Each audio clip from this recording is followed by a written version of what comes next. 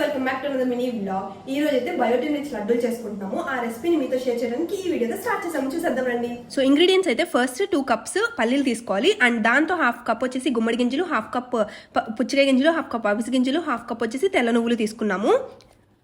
And ఇప్పుడైతే stove వెలిగించేసి pan పెట్టుకుని దానిలో ఆల్రెడీ మెజర్ చేసుకున్న పల్లీలు వేసుకొని పొట్టు పోయేంత వరకు ఫ్రై చేసుకోవాలి. మీడియం ఫ్లేమ్లో పెట్టి ఫ్రై చేస్తున్నాను ఇక్కడైతే నేను.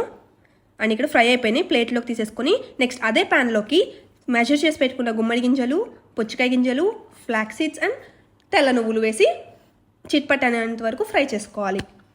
సో ఇప్పుడైతే ఫ్రై అయిపోయినాయి, స్టవ్ ఆఫ్ చేసేసుకొని మిక్సీ గిన్నె తీసుకొని దానిలో మనం ఫ్రై చేసి పెట్టుకున్నవన్నీ యాడ్ చేసి అండ్ అలాగే బెల్లం వచ్చేసి మెయిన్ ఇంగ్రీడియంట్ ఇక్కడ.